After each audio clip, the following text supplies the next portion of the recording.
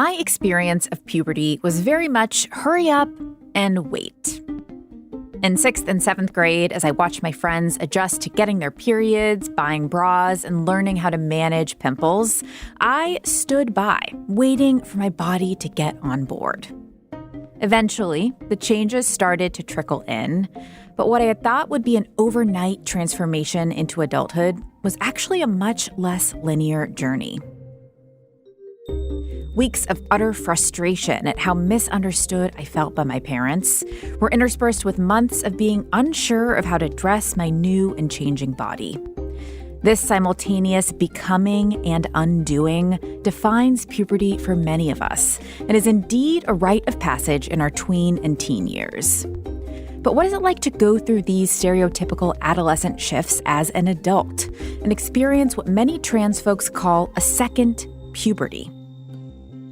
At first, it doesn't feel like much, but it grows on you, just like body hair grows on you and the voice changes happen. This was the puberty I should have gone through.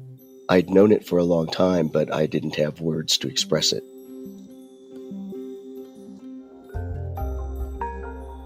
That was Jameson Green, and I'm Anita Rao. This is Embodied, our show about sex, relationships, and your health. Taking hormones and medically transitioning isn't part of every trans person's experience. And as we've talked about many times on this show, there is no one way to be trans. Today, we're exploring the stories of transmasculine folks who did take hormones as part of their transition and experienced a second puberty after starting testosterone. The length of a second puberty after T is measured in months to years, during which someone undergoes numerous physical, psychological, and emotional changes. With me now to talk about that is Julian Socha. Julian, welcome to Embodied. Hi, thanks for having me on. So you started researching medical transitions in early high school, several years before you started taking T. Take me back to that time during your first puberty in your teen years and some of the questions that were emerging for you about gender in that period. Yeah, I had kind of a complicated time with it. Pretty much as soon as I got unfettered access to the internet, I found myself on people's transition YouTube videos or really specific little niche forums that someone had made. But because I didn't really have any trans people directly in my life, I didn't know anybody who was trans growing up that I was aware of. I thought that that was just a normal part of becoming a woman. I thought that it was just something that happened in puberty that nobody talked about, which was that you woke up every day and wished that you weren't a woman, but it's what was happening anyways. And that's just how it was. When did you begin to realize that that wasn't part of everyone's experience? Probably around when I was about 16 or 17, especially everybody around me was starting to go through puberty, and it seemed like everybody was going through cycles of being uncomfortable, and then some people were coming out the other end seeming more comfortable and more confident. And I couldn't conceptualize that. I couldn't understand how somebody could have that experience and come out the other side feeling good about it. And I also kind of had to reckon with myself about the fact that I spent so much time watching other people transition on the internet. And every time I saw that, I would think to myself, that's so cool that they get to do that. And if I was trans, I would do that. But I'm not trans, so I'm not going to. And I had to kind of reckon with myself about the fact that if you want to do something, you want to do something. And the only thing different between myself and those people is that we're at a different point in our lives and that they had already done the coming out and the getting the prescription, and I hadn't. So for a while there was this is something that happens to someone else. This is other people's story. This is not my story. That began to change for you in college. You began to come out as trans your first year of college. And then there was a particular point at which you really decided to start hormones. What led to that particular decision? Yeah, I had done the whole coming out thing, and I knew before I came out that going on hormones was something I wanted to do. I knew that was going to be part of my personal journey, but initially I I was holding on to this idea of like, I won't do this until I'm off my parents' health insurance Mm. because I didn't want to bring anybody else into it. So I did the 1 year out, and very shortly into that, I realized that I was not going to be able to hold out till 27. Just because I was in Oklahoma, and a lot of the people I knew just hadn't met any trans people before. So not only was I sort of grappling with the internal stuff, but it was also like kind of a battle every day to remind the people around me not to like be weird and to just treat me like a person.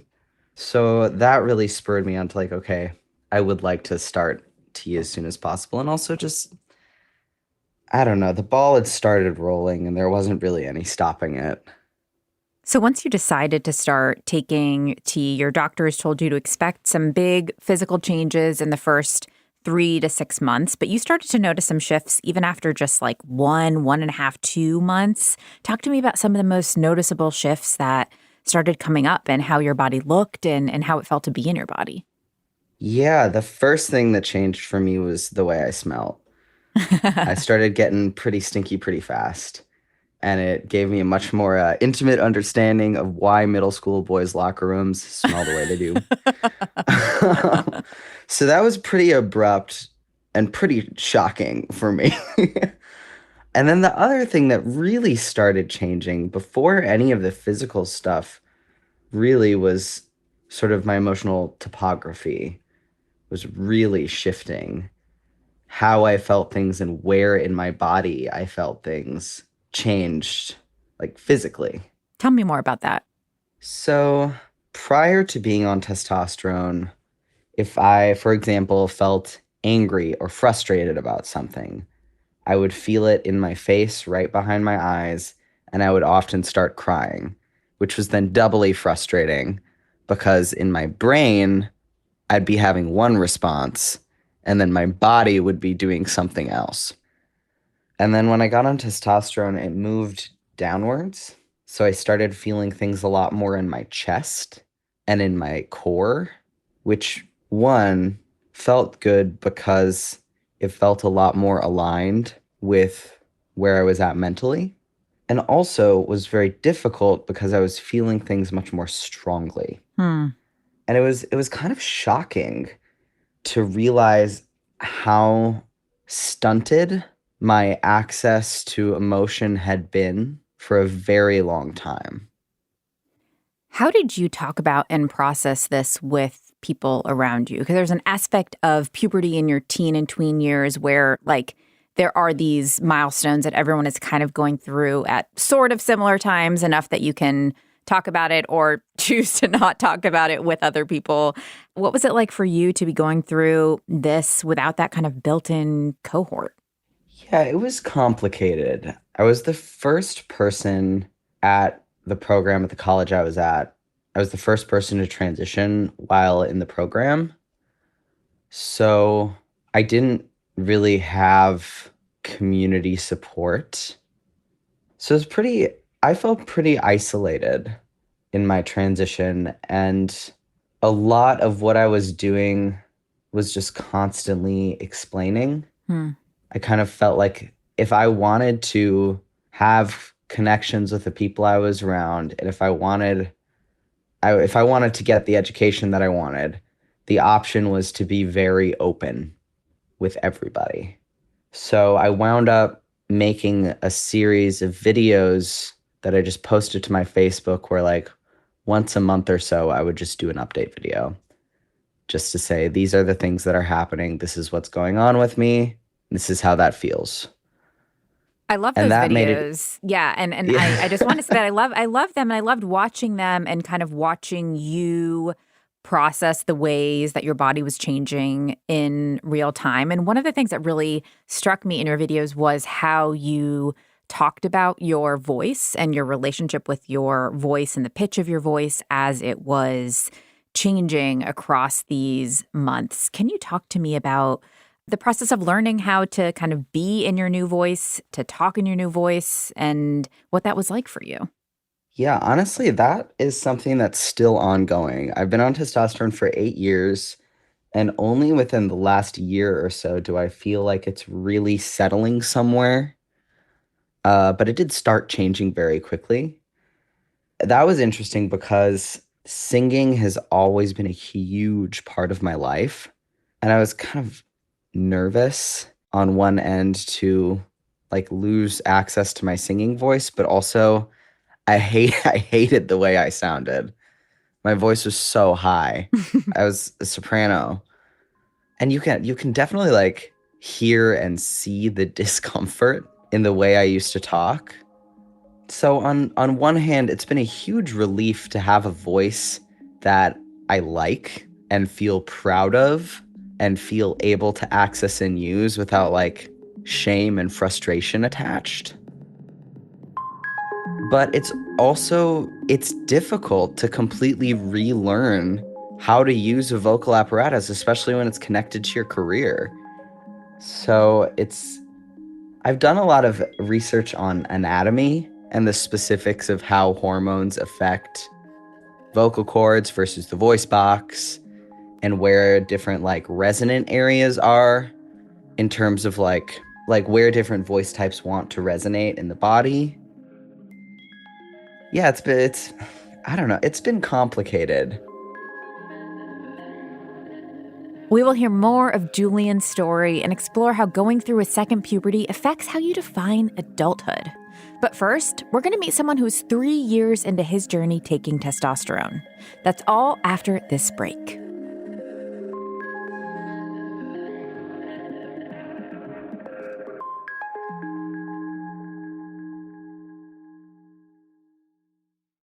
This is Embodied. I'm Anita Rao, and you're listening to Adjusted, our show about trans folks' experiences of going through a second puberty after taking testosterone. Going through a second puberty heading into your 40s is quite something, because when you're young and going through these intense things, people kind of give you some understanding when you're a young boy and going through hormonal changes, voice changes, not so much when you're in your 40s.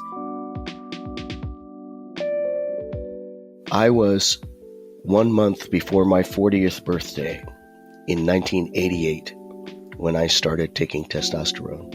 At first, it didn't feel like anything, and then it started to feel like I was normal for the first time in my life. When I first started taking testosterone, I must have been 31 years old, and it was something I was very unsure about. And the very first effect of T was my voice just dropped immediately. You know, millennials listening to this will probably remember, I think it was a Tumblr called Lesbians Who Look Like Justin Bieber. I kind of resembled the lesbian who looked like Justin Bieber. I had the little hair swoop and I had the baby face, but I had the voice of a baritone angel. I was 26 years old when I started taking testosterone. I started microdosing and then quickly realized that it was the right step for me. So I went to a standardized dose, and it was painfully slow going through the emotional and physical changes of second puberty at this age, because I had committed to making this change for myself. But the changes could take 5-6 years. So there was this incongruence between how I saw myself and how people perceived me. As my voice began to crack and break, my libido peaked, and my first straggly chin hairs appeared, I got to experience all of the embarrassment and excitement that I would have got to experience as a young man, and it was absolutely, truly wonderful. The changes that happen after starting testosterone can take up to 5 years. Gibby Armijo is 21 years old and is in the middle of those changes, having first started T when he was 18. Hey, Gibby, welcome to Embodied. Hi, thank you for having me. I'm super excited to be here. So you were interested in starting on testosterone when you were 14, but at that point in time, your parents were really clear they didn't want you to start taking any hormones until you were 18 years old. Take me back to that time and how you felt about having to postpone that physical transition. In the beginning, I was very adamant about the way I wanted to transition. I already had an idea and vision of the way I saw myself going through high school. And when I came out to my parents, unfortunately, they weren't the very accepting parents that every trans kid wished they had. But I had to be understanding of the fact that even though they may not want me to start T, I still can go through these social and kind of physical changes on my own to make myself feel comfortable in the body that I was in. At first, I was very frustrated at my parents and I resented them a lot for it. But thankfully, they were very patient with me and we went to therapy together. And I try to get them to understand me more and so I can understand them more as parents. And then as I got older, I started to realize why they wanted me to wait. And there's a lot of changes that you go through as you're a young adolescent. Do I still think that I would have been just fine if I had started taking testosterone at 14? Obviously so. But I'm happy where I'm at now, so I guess I wouldn't change things. So once you started taking testosterone, you were 18, as we said. It was a little bit before you started going to college. But once you got to school, it was difficult to keep up with your doctor's appointments and get your shots regularly. So it hasn't necessarily been a very linear, like taking T every single week journey for you. Talk to me about that and how your body responded physically to the kind of more on again, off again testosterone. Yeah, so when I first started taking testosterone, I was pretty consistent with it. I looked forward to my shots. I wanted to see what's the next change am I going to see in myself. But as I got into college and I started getting busier with classes, I lived farther than an hour from my doctor's office, which made it kind of harder to go back and forth to, keep up with my monthly checkups and all that. And I also didn't have a car. It was just an ongoing issue of, well, how am I going to get my testosterone next? And with that, it definitely made it a lot harder to want to take my shots. I looked forward to it less, even though I know I wanted to deep down.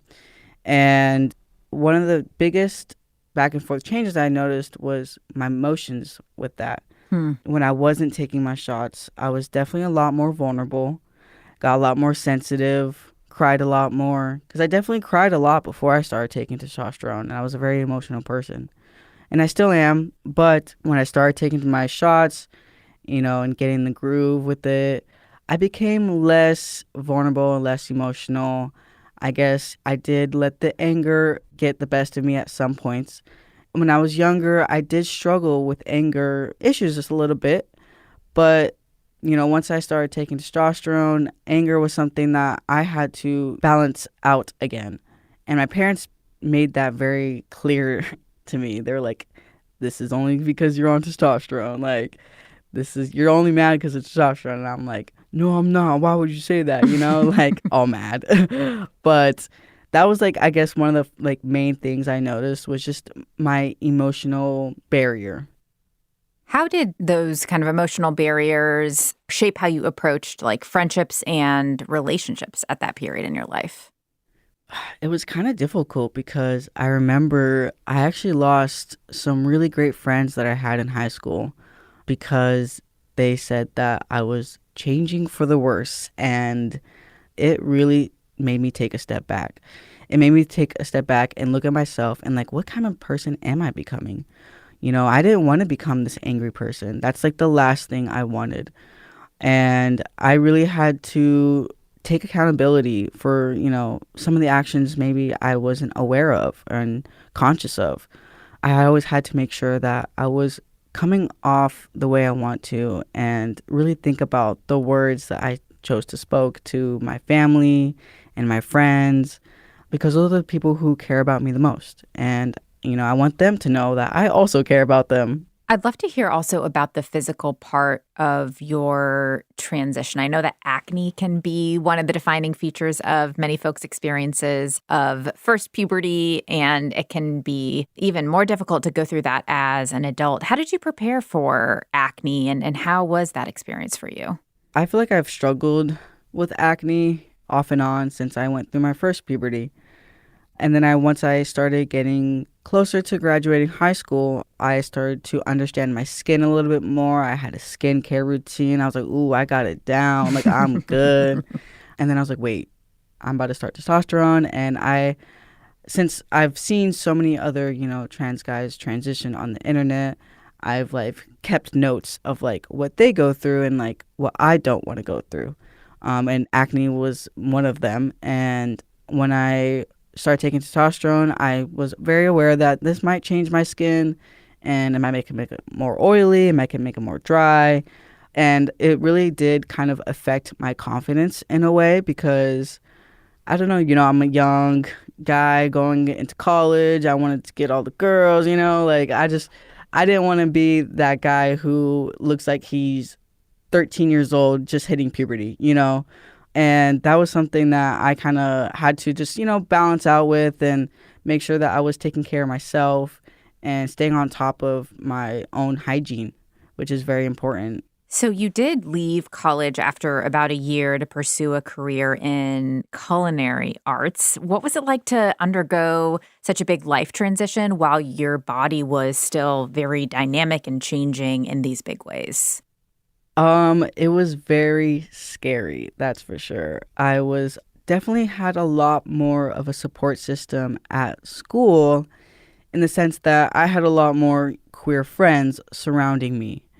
And that was something that was very scary to kind of let go of because then I would have been out in the real world. And at least where I am currently, there's not that many queer people, left and right. And I knew that in the culinary industry, it's not very common to see queer representation in the kitchen. And I had to make sure that I was protecting myself by making sure I knew who I was and didn't let anyone get the best of me. And no matter how the way they treated me, I don't like to tell jobs and interviewers who I am as a person in the interview process because they don't need to know. Unless, I feel the need to tell them or if I want to tell them in the future. And when I do tell people, like later on as I, start to gain their trust a little bit more, I'm like, oh, by the way, I'm trans. And they're like, wait, what? Really? Like, I would have never known. And I'm like, that's the whole point. I don't want you to know unless I want you to know.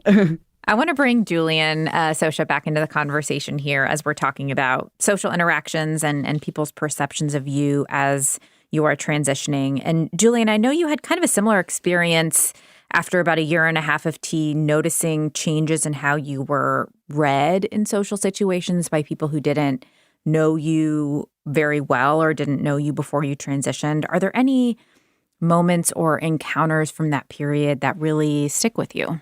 Yeah, I mean, it's been kind of ongoing in phases because there was the first shift that happened where I was both, I would say, passing and clocky, where people would know that I was a man, but they would also know I was a trans man. And there's a certain kind of way that a certain kind of cis person like tells you that without explicitly saying it. The upshot of that is I've had a lot of people tell me that I'm unique or brave, which is like nice or whatever. But like really when somebody says that, what they're actually saying to me is like, I know you're transgender. I'm just cool enough that I'm not going to say it out loud. I understand that the intention for a lot of people comes from a place of like ally, but it's uncomfortable. And then the other thing that would happen is I like people. I'm a people person. I'm an extrovert. I like going out and meeting new people. And something that would happen a lot is that people would take my comfortability with myself as a signal that they should tell me their personal issues because they're not comfortable with that and they want to talk to someone who is, which I love to be there for a friend. But if I just met you, it's hard for me to know how to respond to like you telling me about your childhood relationship with your father, you know? Right. I'm curious about how that kind of parallels your experience as an actor, because I know that your experience of taking tea and going through these hormonal transitions did shape how you felt and interacted with other people when you were in those roles. So talk to me about that and maybe how like you as an actor felt as compared to you out in the world, kind of encountering these people in a less controlled way. Yeah, in the acting world, it's honestly a lot easier for me because functionally, your body, your identity, your voice, the way you package it, that is your product. That's the thing you're selling to people. So for me, in a professional sphere, it's easier because I can have an understanding of like, this is what people see, this is what people expect, and this is what is appropriate for this role that I'm going into.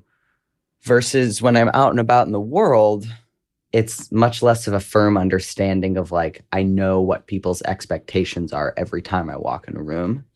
And it's also depending on where I'm going, what the situation is, it's not always like the safest thing to be out. You just don't know. It's also been strange because like personally, I don't really relate to much of cisgender straight male masculinity type thing. I'm more interested in just what makes me happy, what makes me comfortable. But nowadays, people that I meet, the baseline assumption is that I am a man, I've always been a man, and I want to align with like typical American masculinity. So it's pretty jarring having those two things at odds. Yeah, Gibby, I want to bring you in here on this thread of masculinity because the changes from testosterone can play out over 5 years. It can be a meandering road. I'm curious how you are thinking about your own kind of adulthood and your relationship with your masculinity at this stage of testosterone for you. I think in this stage, I've been like the most comfortable I've been compared to when I first started. When I first started, I was I want to be the most masculine presenting I can be. Now I'm like, I can balance out my masculinity and my femininity. And I think that's very beautiful because I think it wasn't until I started taking testosterone that I realized that I can have both parts of me. I don't have to throw everything from before I transitioned away. Every trans person's experience with that is different. Not everyone's going to say the same thing. And it's also like kind of like Julian said, knowing who you're going to be with and where you're going to be. Obviously, if I'm with my queer folks, like I feel more comfortable, voguing around, and like, talking about things that aren't considered masculine. But if I'm like out and about with the bros, we're having a beer or two and watching the game, like I can balance back and forth, which I think I'm really grateful for, honestly. I feel very, very comfortable in who I am now. So that way I don't care if someone tells me, oh, like, that's not something a guy would do. Okay, I don't care what a guy would do. I would do it, though, like, that doesn't matter to me, And like Julian said, it's just about what makes me happy. Do you feel like the term second puberty is the right way to describe what this transitional experience has been like for you? Or is there something else that resonates more? I honestly do think that's a great term to call it. I like to tell people sometimes I feel like I'm a little superhero because not a lot of people get to say, oh, yeah, I've been through 2 puberties, by the way. Like, take that, Because I think it's just something that's so unique about me. And I like to talk about the different experiences I had, as a younger kid who was 12 and confused and didn't know what was happening to their body and hated what was happening to their body versus being 18 at a transitionary period in my life and being so happy that this is finally what I'm getting to experience. This is like what I've been looking for. I should have been like this since I was, super, super young. Julian, I'd love to close with you on this idea of adulthood also. It's been almost 8 years since you first started testosterone. As you have a little bit more distance from those first years on hormones, how are you thinking about kind of your adulthood and this second puberty phase? It's been interesting in that the conclusion of the first like sort of tumultuous really adjustment phase of being on testosterone has really coincided with hitting like the quarter period of my life and the part in which your frontal lobe is fully developed. So it kind of felt like twofold going into that period of my life of like, oh, I feel settled in myself, in my brain, in a way that's not connected to the testosterone. And I am also starting to feel a lot more settled and comfortable with myself in a way that totally is settled with the testosterone. So in one part of it, I feel quite caught up and exactly where I am and need to be. There's another part of it where I feel like I'm still in my early 20s because I spent so much of my like teenage years and early adulthoods just kind of slightly disconnected from everything. I feel like I missed initially some of that emotional development that a lot of my peers were going through. And also, I look a lot younger. I have the transgender baby face. This finally changed within the last couple of years, but I had people asking me if I was 12 up through like age 23, 24, which was great for my career because there's a huge market for over 18 playing under 18. And then there's the third side of it, which is that growing up confused and isolated and having to like figure a lot of stuff out for yourself, it makes you grow up fast. So it's complicated in that I feel younger than I am, exactly my age, and older than I am all at once.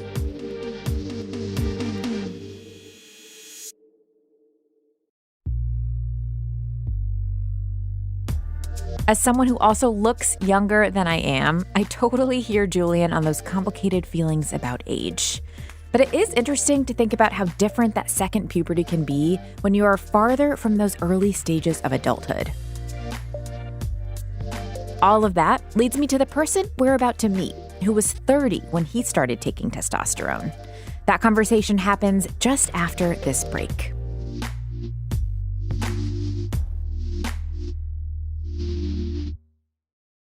I'm Anita Rao. You're listening to Adjusted, an embodied conversation with trans folks about what it's like to go through a second puberty in adulthood after taking testosterone. Getting acne again and growing facial hair are some of the expected changes. But as the years and months go by, some folks encounter the unexpected. My voice started to change about 2 months into the use of testosterone. And it took a while for my voice to find its place. And that's a little rough to deal with if you're working in a professional setting and people don't know about what's going on with you and you're trying to act like a normal person. But the biggest thing was actually sexual drive, which gives you a lot of energy for things that are beyond sexual behaviors. I felt my muscles getting stronger. I was hungrier. It was a pretty phenomenal experience. It made me feel like a real, true, full human being alive in my body.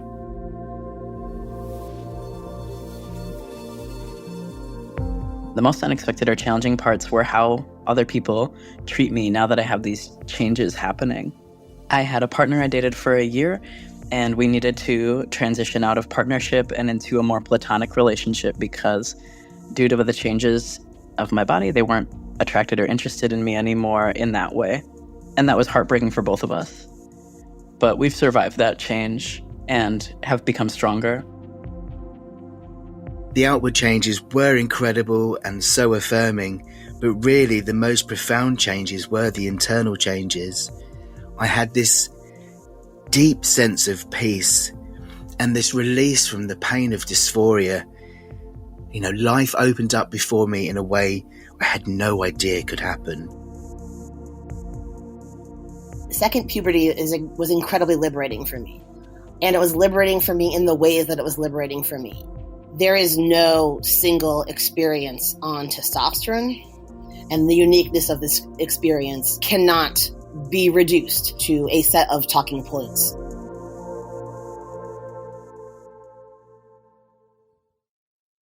Starting a medical transition later in adulthood is a different kind of hormonal and psychological adjustment.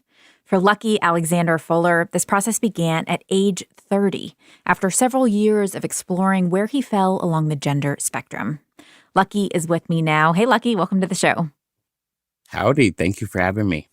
So you identified as masculine from a really young age. And because of that, you had a lot of expectations for what your first experience of puberty was going to look like. Can you take me a little bit into that and what was going on with your relationship with your body at that time? Well, I was 8 when I realized that I was not born male. I wasn't biologically male. And so I had this thing where I kept waiting and wanting and waiting and wanting for all of my male parts to grow. And when they didn't, it was a letdown, to say the least. And so I think that my transition began way before I actually started T. It was more of a mental, internal transition where I had to give myself permission to be the person that I was. And I had to also weigh what safety looked like for me against my need to be me.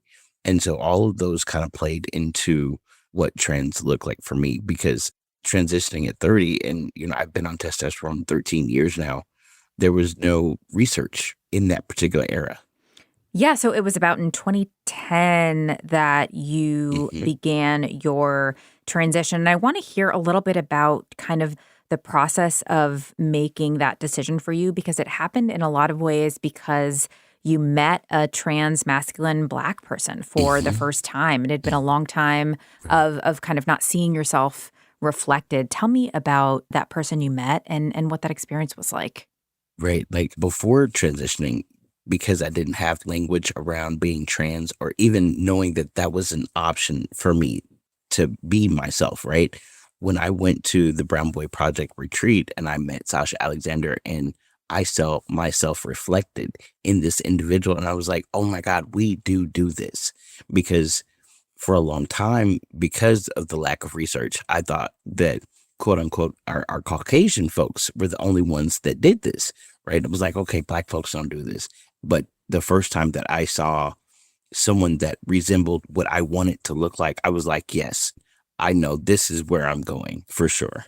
So we heard earlier in this conversation from Gibby and Julian, who both started T when they were still pretty young, about those initial changes in their physical body. Second puberty can look a little different when you start taking T later in your adulthood. Your body's had longer exposure to estrogen. What were the noticeable shifts for you in the beginning of that process? What was that like in your body? The first thing was my voice, for sure. But I think a lot of the other quick changes were facial hair, the way that my body would change, muscle mass, the way my face looked. And so it became more masculine than I already was because I already lived a masculine life. They were really exciting. You had 2 kids at the time of your transition. They were like 6 and 8, I think. How did they react to the physical changes that they saw in you? For a while, because my kids called me mom, dad for a long time. And then at one point they were like, well, you look like a dad, so I want to just call you dad. And I couldn't be more excited on the inside, because at least now my kids saw me and bred me the way that I see me. And so that was super exciting. What was it like to have gone through that experience and then watch your son go through puberty a couple of years later? Did it help you kind of empathize more with him or help him work through anything that he was adjusting to in his body?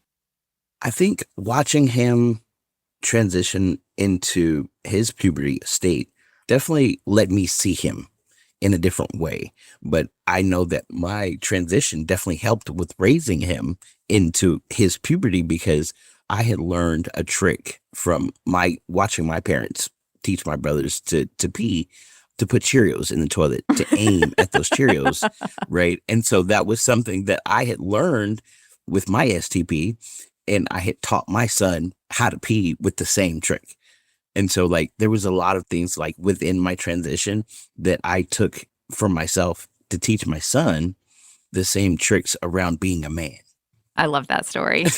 You noticed a shift in your libido once you were on testosterone, and that's definitely a common part of the process for people. Talk to me about navigating those shifts that you were feeling, and how it shaped your romantic relationships at the time.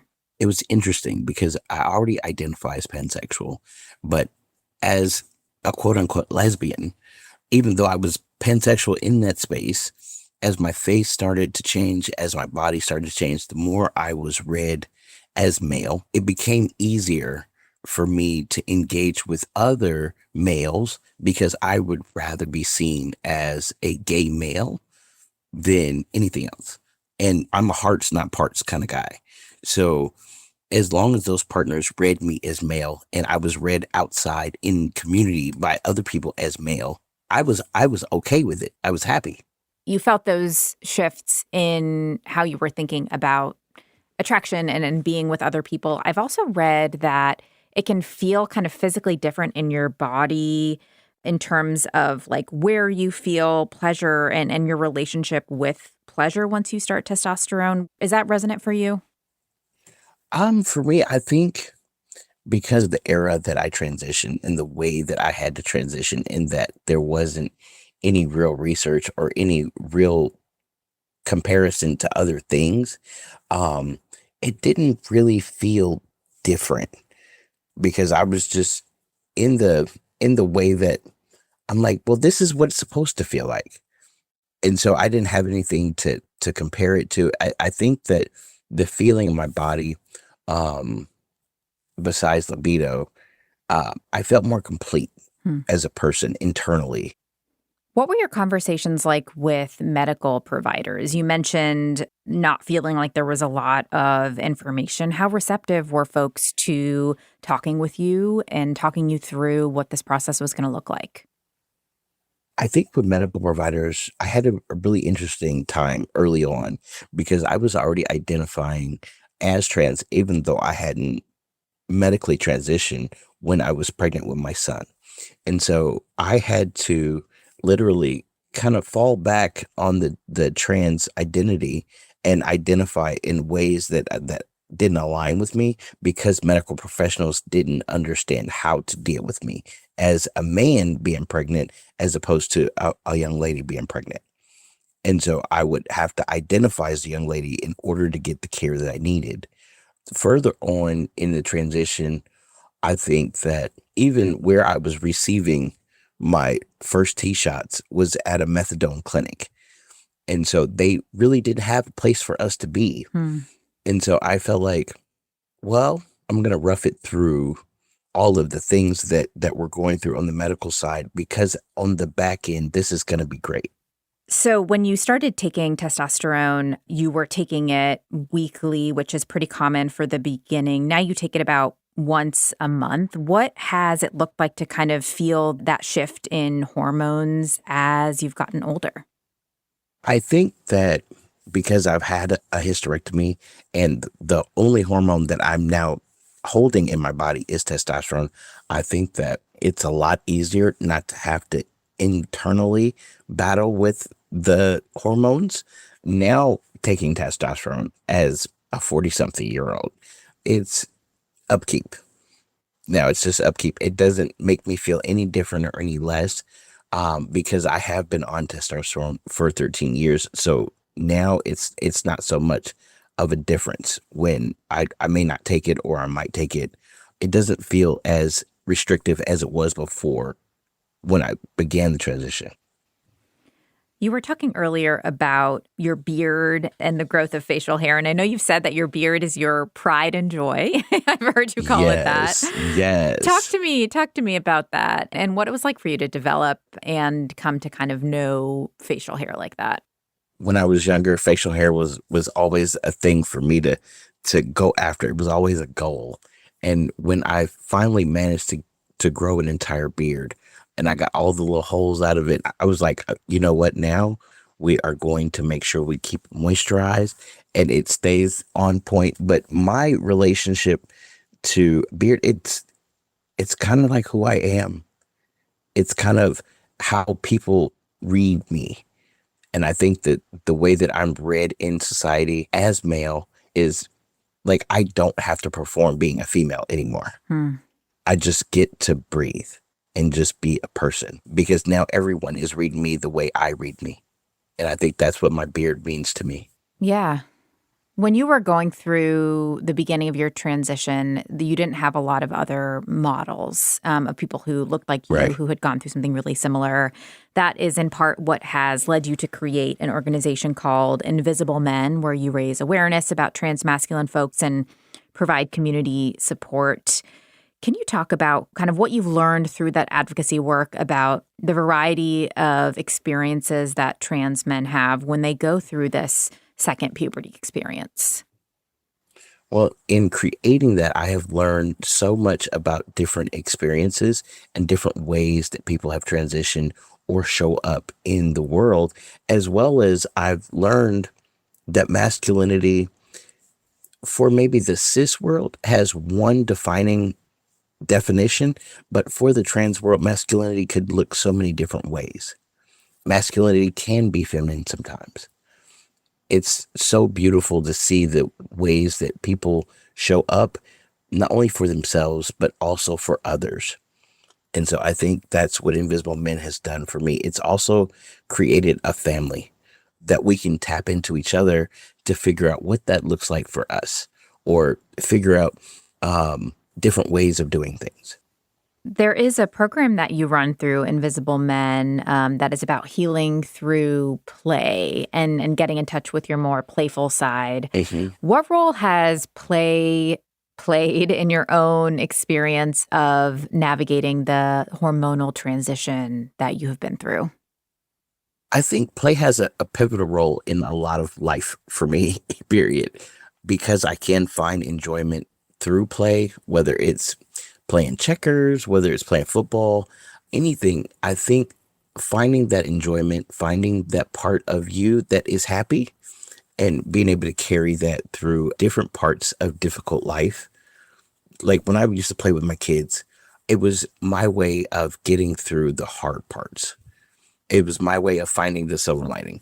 That's definitely one of the ways. And when I played football in high school, I was one of the only trans guys on the team. And I was like, you know what? I can play and I can do exactly what you can do.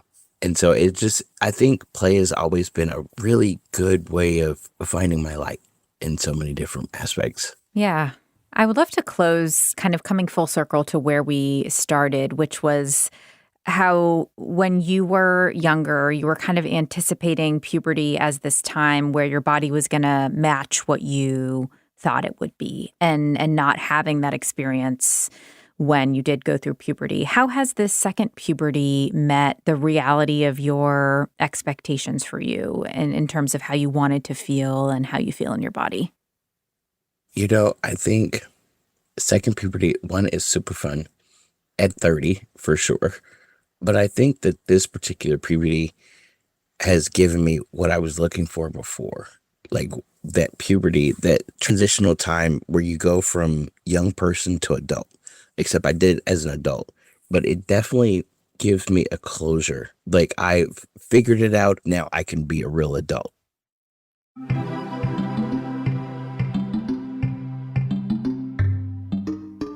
Embodied is a production of North Carolina Public Radio WUNC, a listener-supported station. If you want to lend your support to this podcast, consider a contribution at WUNC.org now. Special thanks to Jameson Green, Raphael Frumpkin, Soph Myers-Kelly, and Finley Games for contributing to this week's show. We appreciate you. This episode is produced by Kaya Finlay and edited by Amanda Magnus. Paige Miranda also produces for our show, and Jenny Lawson is our technical director. Quilla wrote our theme music. If you have any thoughts after listening to this episode, or if you have a pitch for a different show you'd like us to cover, please leave us a voice note in our virtual mailbox SpeakPipe. If you'd like to support this podcast, the best way to do so is a word-of-mouth recommendation. Send your favorite episode to a friend or post about it on social media. We so appreciate your support. Until next time, I'm Anita Rao, taking on the taboo with you.